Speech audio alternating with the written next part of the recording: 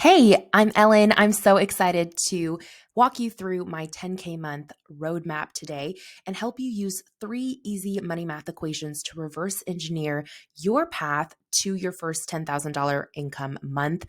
And these are going to be customized to your unique business services, your unique business numbers. And once you know this system, you can utilize it over and over again to reverse engineer any income goal in a matter of minutes. So let's get started with money math number one. Now, in this first equation, we want to find out how many clients you actually need to book in a given month to reach your income goal. So in this case, we are using $10,000 as our income goal. But like I said, you can substitute $10,000 for any income goal. So if you're brand new to business and you're like, hey, I would just love to make my first $1,000 month, awesome, plug that in there. Or maybe you want to stretch yourself beyond a 10K month and maybe you're shooting for a $15,000 month or a $20,000 month. Amazing. You can put whatever number you want here. But for the sake of this example walkthrough, I'm going to stick with $10,000. Okay, so in this first fill in the blank, we want to put the price of your signature service or package. Now, if you're watching this video, if you downloaded this worksheet, I'm assuming you are a coach, a service provider, a consultant, or some type of freelancer that works with clients in a one-on-one capacity. So even if you have multiple service offers, I want you to really think about out of all of your offers, what is the primary package or primary service that you most want to land new clients for? Which service do you feel like is the best representation of your skill set and the service that you most enjoy doing? Whatever that signature service is, go ahead and put the price of that in this first fill in the blank spot.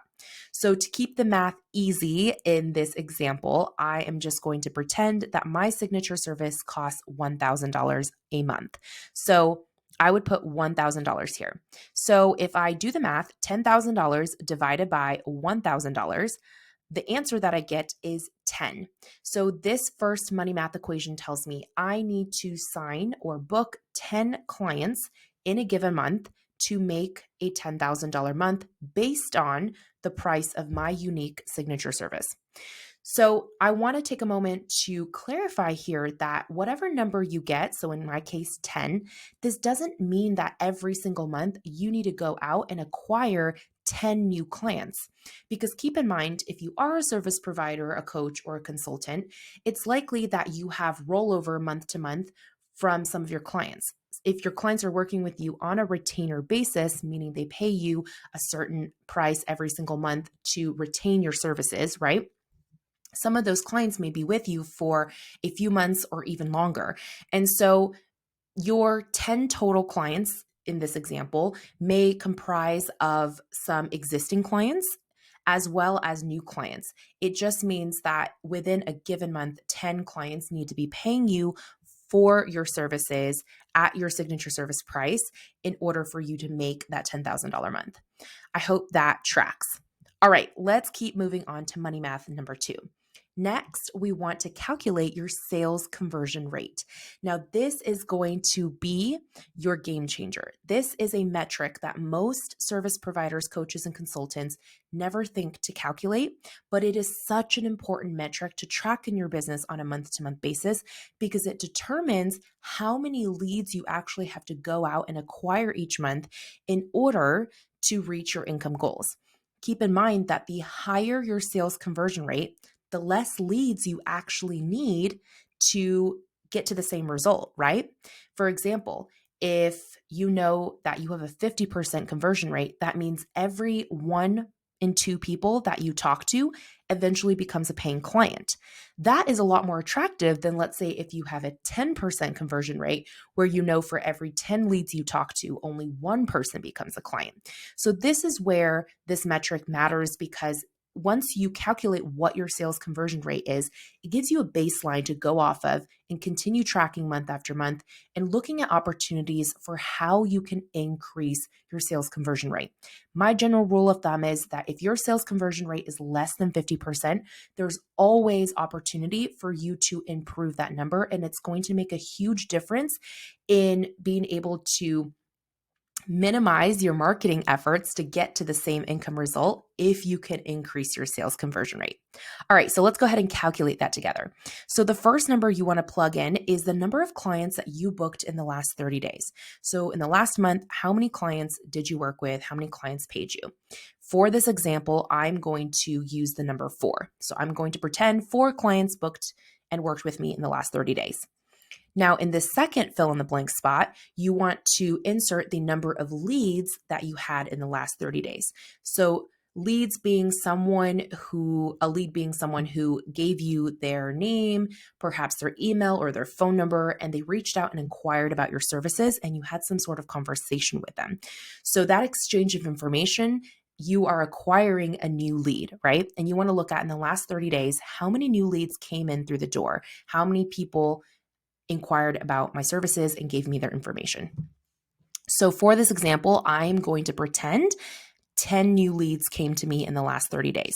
Now, again, if you're a service provider, coach, or consultant, likely when you are talking to a potential client, you are utilizing a discovery call. So when someone books a discovery call with you and they're having that initial free consult to see if you guys would be a good fit to work together, that is typically the lead generator that most service providers use. Now, it is by no means the only lead generator. Sometimes maybe you have a freebie or some sort of opt-in, and when someone opts in for your lead magnet, they're giving you their email and they become a lead that way, and then you're remarketing to them through perhaps an email sequence or whatever it may be. But go ahead and just pull all of your leads together. So in our case, for this example, if I have 4 clients that I worked with in the last 30 days divided by 10, the number of leads that I had in the last 30 days, that gives me a sales conversion rate of 0.4. So 0.4 is obviously in decimal form. So if I were to convert that to a percentage, 0.4, if I multiply that by 100, that is a 40% conversion rate. So this number, like I said, will be a game changer for you once you start tracking it and using it to look for opportunities to increase your sales conversion rate. All right, we are to the last equation already, money math number 3. This one is super easy because all you have to do is plug in your answer from number 1. So in our case, our answer from equation number 1 was 10 clients that we need in a given month, and then divide that by your answer from number 2. So make sure you use the decimal form. So not the percentage form, but the decimal form. So our answer from number 2 was 0.4. Right? So if we do 10 divided by 0.4, that spits out 25. So 25 tells us this is the number of leads that I need on a monthly basis to reach my income goal based on the assumption that on average, 40% of my leads convert into paying clients. So I know that if I can go out there and acquire 25 new leads, it's a pretty safe assumption that based on those 25 leads, 40% of them will become paying clients, which means 10 paying clients, and that will net me my $10,000 month. Does that make sense? So it's all about reverse engineering to this one target number. And I call this your most important number, kind of like a VIP, but an MIN, right? If we're going to use an acronym. So this is super important because this is the number that you want to use to guide your marketing strategy. This is the number that you are going to use to measure your marketing efforts against to say, was this marketing strategy a success or not?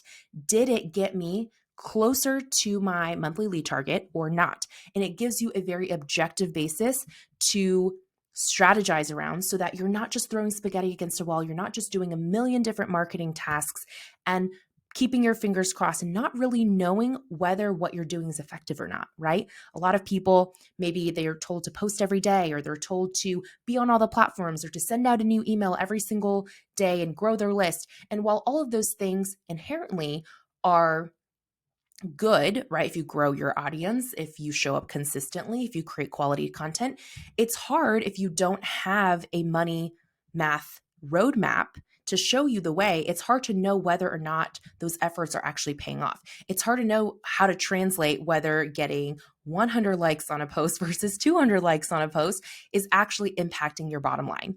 And so that's what this 10K month roadmap does for you, is it gives you that clarity.